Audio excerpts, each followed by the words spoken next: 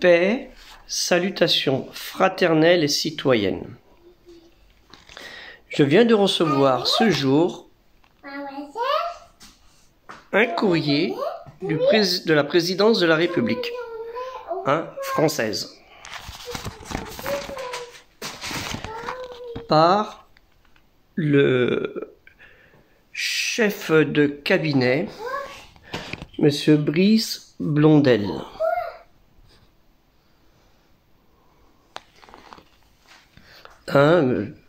Le mercredi 12 juillet. Enfin, c'est parti le 12 juillet. Et nous sommes le... Vous verrez bien la date de la vidéo. En fait, j'avais adressé un courrier au président de la République française, représentant du peuple citoyen de France, qui a des comptes à rendre à la population de ce peuple. À l'occasion du 14 juillet de cette année 2023, je lui ai fait rappeler que ma mère, Madame Baudrier-Germaine, née le 14 juillet 1929, ce qui lui fait 94 ans, était actuellement hospitalisée au CHU de la ville de Rennes, qui est, moi je suis dans les Deux-Sèvres. Donc je lui disais que pour des raisons de santé, je ne pouvais pas me déplacer et lui rendre visite. Je l'ai quand même appelé, ce qui est normal. C'est un devoir d'enfant, pour lui fêter son anniversaire. Et on lui a envoyé des fleurs, un beau bouquet de fleurs. Je lui ai dit, vu l'événement et qu'il y a 3 ans, à cause du Covid, elle n'a pas pu être invitée au défilé du 14 juillet, dont on avait discuté avec les chefs de cabinet à l'époque, et que ça n'a pas pu se faire. Je lui ai dit, cette année, on rattrape le coup, vous pouvez rattraper le coup en lui envoyant un joli bouquet de fleurs aux couleurs nationales. Voici la réponse. Monsieur, le président de la République m'a confié le soin de répondre au nouveau courriel que vous lui avez adressé. Vous voyez bien, nouveau courriel que vous lui avez adressé. Donc, ils sont bien au courant que je les avais déjà contactés il y a très longtemps. Sensible à votre démarche, le chef de l'État m'a confié le soin de vous en remercier. Tout va bien. S'il n'a pas été possible de réserver une suite favorable à votre attente, vous voyez, alors déjà ça commence à déculotter, Monsieur Emmanuel Macron vous demande d'être son interprète auprès de votre mère, comme si je l'avais attendu. Madame Germaine Baudrier, afin de lui transmettre ses vœux les plus chaleureux à l'occasion de son 94e anniversaire. Voici la lettre, 94e anniversaire. Il espère que la journée du 14 juillet dernier, en son honneur, fut un beau événement, entouré de l'affection de tous ceux qui lui sont chers. Bien voyons, on l'avait attendu. Pour ma part, je joins à ce courrier le portrait officiel dédicacé du président de la République que vous voudrez bien remettre à votre mère, j'habite à 300 km, et qui est hospitalisée, pratiquement Alzheimer, et qui, je l'espère, lui fera plaisir. Je vous prie d'agréer, monsieur, l'expression de mes sentiments les meilleurs. Brice Blondel. Vous ne trouvez pas qu'il se fout de la gueule du monde? Un bouquet de 100 €, ça va leur coûter cher à la présidence, vu les millions qui ont été dépensés pour recevoir telle et telle personne, venue de très loin, et d'autres de moins loin, et puis des petites couronnes, des petites médailles à par-ci par-là. C'est-il pas honteux? C'est-il pas honteux? C'est du mépris. J'appelle ça du mépris, du dédain. Alors, vous voyez ce que je vais faire. Parce que ça le mérite.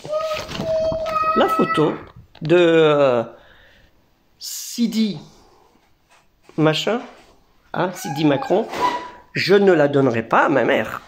Elle n'en a pas besoin. Je la plie.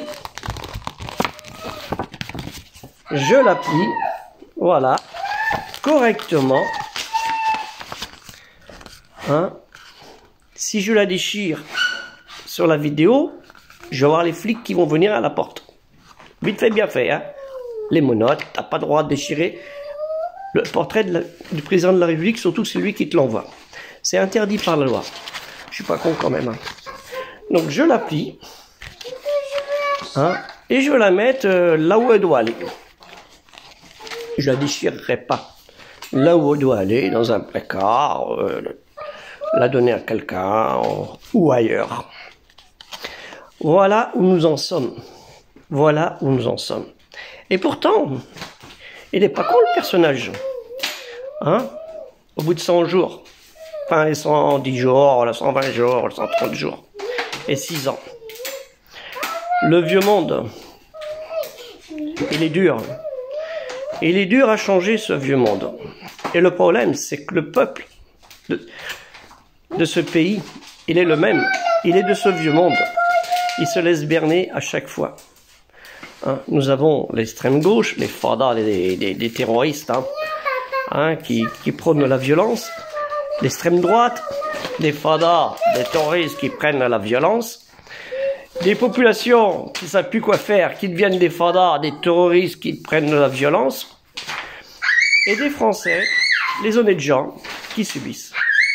Ben voilà ce que ma mère vient de subir de la part de la présidence de la République, du dédain, avec une entournure de mots que je vous ai bien expliqué. Voilà où nous en sommes. C'est tout ce que je voulais dire. Réagissez, si vous le voulez.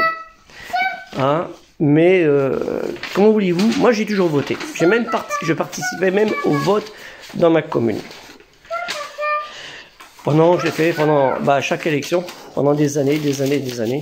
Et là, j'arrête. Non pas de voter, parce que je vais voter, mais j'arrête de participer au dépouillement des urnes.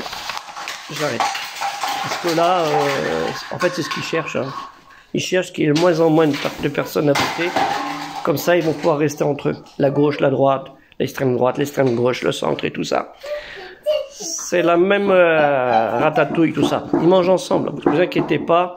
Ils touchent même au même râtelier. Ils ont tous le même salaire à l'Assemblée nationale, au Parlement, comme députés, sénateurs et autres. Ne vous inquiétez pas, et les ministres, pareil. Donc, tant que le peuple de France ne réagira pas avec le vote et non dans la violence, on s'en sortira pas. Fraternellement, vote. Citoyennement, vote. Et n'oubliez pas, 2017 doit être le changement, mais pas dans la stupidité, dans l'intelligence.